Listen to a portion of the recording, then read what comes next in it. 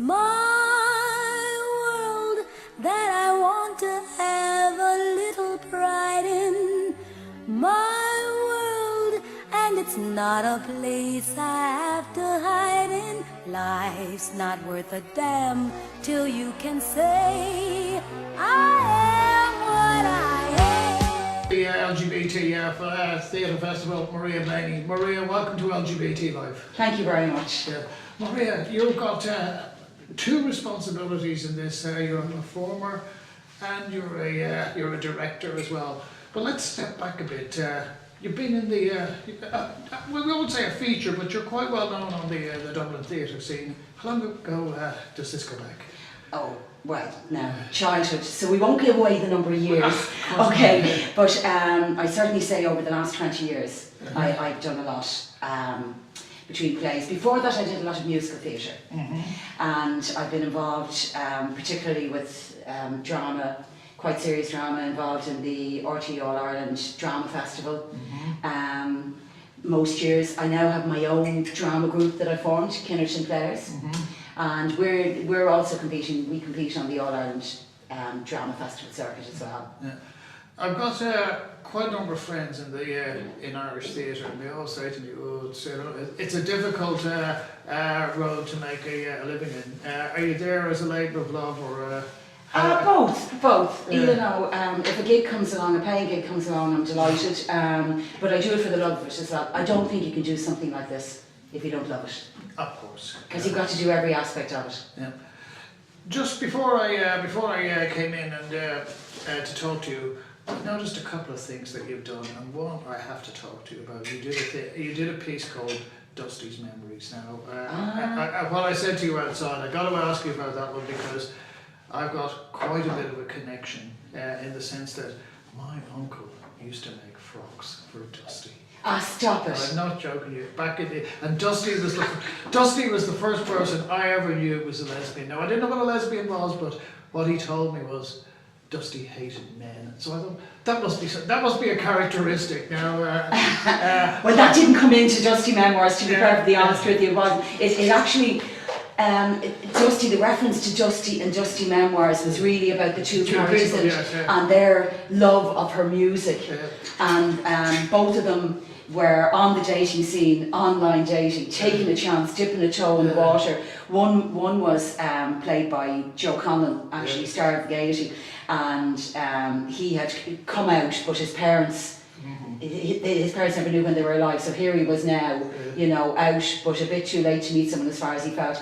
And through going online, he met this other lady who had a big passion for Dusty's music, and in the end, they end up going to the concert together, and his character feels he can dress as he feels, dress as a woman. Yeah, she had it's interesting when I think back about that whole period, because it wasn't what we would call as open as it is now. What reminds me of it hugely is one movie, The Killing of Sister George. I haven't seen it. I've heard of it. Shame on me. Go get it. I will. Whatever you have to do. It's a different era and it's a different period. But the second one I wanted to tell you, I'm taking half the credit for reviving Dusty's career. Good for you. In the mid-90s, because when I came back from Australia, I was in Brown Thomas one day, and they had this Best of Dusty. I think it was for about €2, and I had just acquired a stepdaughter at the time, and I brought it back. She'd no idea who Dusty was. Absolutely loved it, and that to me is the other. She couldn't book up music. I went and bought a best of as well when I was doing that piece. Yeah. And I love it. I love the CD. What's your favourite? Oh no, you're putting me on the spot now. Well, that was the finale of the show. I don't know what it is that makes me love you. So yeah, I love that. I love it. I love it. Wasn't it? Fabulous. Fabulous fun. And then a couple of years later, the Pet Shop Boys revived her career. Yeah, absolutely. What have I done to deserve this? Yeah, brilliant. Yeah. You must have enjoyed doing that then. I loved doing it. It was written by Grania Jordan, and she told me that she wrote my part with me in mind for some reason, and I was delighted. I was delighted with it, you know, and it was great to be acting with Joe Conlon. It was fantastic. We had a great run. Yeah. The other bit which I have to ask you about is because we both know Brian Merriman very well. Brian, lovely man, founded the LGBT Theatre Festival. you played in Airbrush. Yes, I did. And you've got good reviews in the US over there. What part did you play? I played Nurse Elizabeth O'Farrell in Airbrush. I was absolutely delighted with it. Yeah. I loved it. We got the opportunity to go to Provincetown, Cape Cod. We did a week there, and then we performed in New York in the Downtown Arts Theatre, which lovely new theatre. It only been opened a short while. Lovely new theatre. It was a fabulous experience. And in fact, as a result of that, we had some students came in to see us. They had a great, as they call it in America, talkback, question and answer session afterwards, and they then applied for the festival, and they're on with us this week. Wonderful. They're called As We Glow, Yeah. with their own stories of development and feelings, and they put it all together themselves, and they're on in the programme with us in the coming week. Was it a revelation to an American audience to find that there was perhaps an LGBT element to 1916 and that whole period? We certainly didn't get that feeling back. We didn't. We got a great response to it. And we're very lucky. We have a great relationship with the people who arranged for us to come to Provincetown and New York, and the representatives from there are here to support us this week. They're over for the week, so. Let's talk about the ones you've got on here. You've got two pieces. Calamity Jane sends a message to her daughter. Tell us about that. Calamity Jane sends a message to her daughter. It's written by Carolyn Gage. It's a one-woman piece, which I'm doing myself. It's 15, 17 minutes long. Calamity Jane is not what she's not the person that has been portrayed in the musical by Doris Day. No. She actually was a cross-dressing, very masculine alcoholic who's also involved in prostitution, I believe. She had a very hard life. You had to survive, didn't you? You had to survive. Yeah. And she was she was a certain type of woman that really didn't exist, people didn't see in those times. She was a woman that did everything a man did. And she claims to have been married to Bill Hickok. Now, a lot of people will poke holes in that story, but she claims to have been married to him. She claims to have had a baby that he never knew about. And as this claim really came out when he became more famous in the books and people remembered him. And it's very sad to think that that's her only claim for existence, is her relationship with Bill Hickok. She was somehow like Bill's Adam's rib sort of thing. People say that the story isn't true, but this is a lovely piece that Carolyn Gage wrote as a result of reading her biography, where they say this may be true, this may not be true, but she felt that she actually at the beginning of the script, when she's explained to the actress where the idea came from, she said she had been reading the book and that she woke up one night and the idea came to her about writing this one-woman piece to give Calamity a voice. And she said she got up out of bed and the idea streamed into a piece very, very quickly for her. And I love it. I love it. Well, it's an interesting one because if you look back at that entire period, I mean, what we would call LGBT women were invisible almost. Absolutely. They had, and for a very long time that continued, did it not? Yes. You know, even right up to the period of Dusty. It's very hard to know what Calamity is. What Calamity. She loved a man, but she also dressed like a man, behaved like a man, spat, the whole lot. So it's very interesting. Well, nowadays we don't ask people for explanations. No, we accept nobody needs to give anyone an explanation. Absolutely right. Because growing up, I grew up in the North Inner City, and there was a woman who lived across the road from us.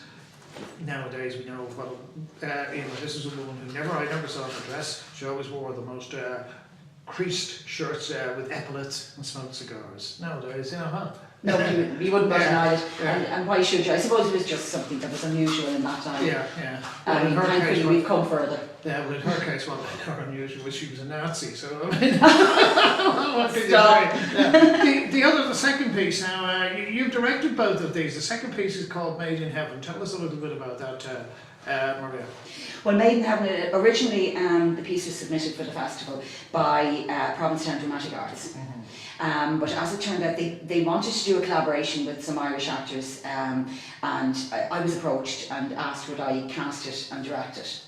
And actually the author, Candice Perry, is here. She's in town. She arrived yesterday, which is fantastic for us. We've two wonderful actresses in it. We have Dolores Hughes and Leah Monaghan, who stepped into the parts, and they really make it come alive, and it's great for them that the author will be there to see them. Really, it's lovely, it's light, it's fluffy. The whole idea is it's set in heaven. And you may have a preconceived idea if you go to this place called heaven that you will be matched with your eternal love, who in most cases you would hope that it would be the person you probably were in love with on earth, or thought you were in love with. Okay.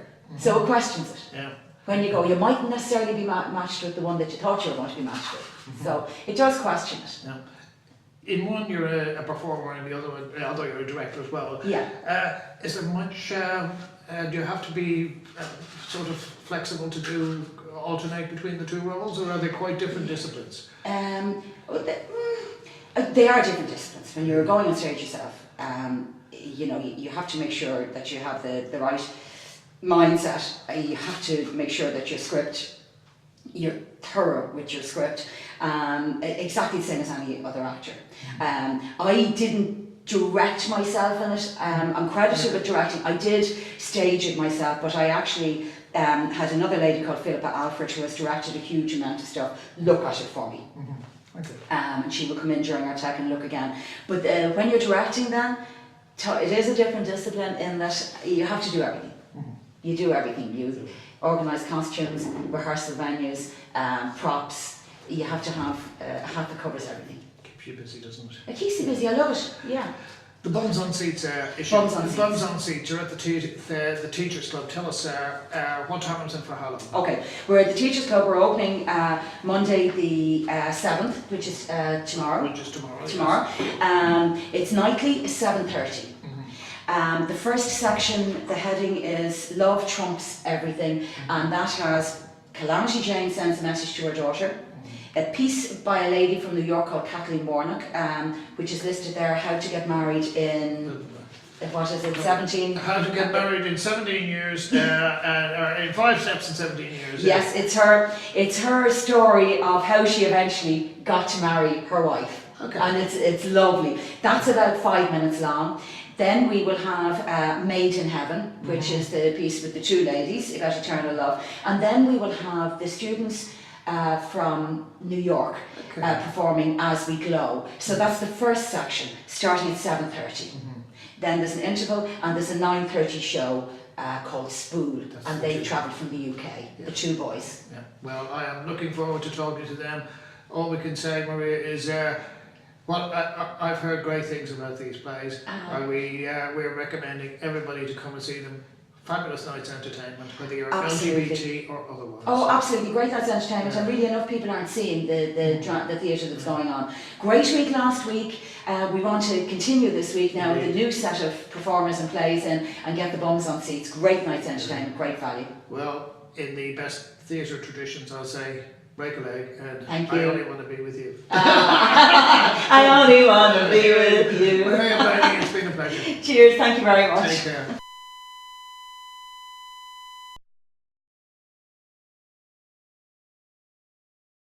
My world that I want to have a little pride in. My world, and it's not a place I have to hide in. Life's not worth a damn till you can say I am.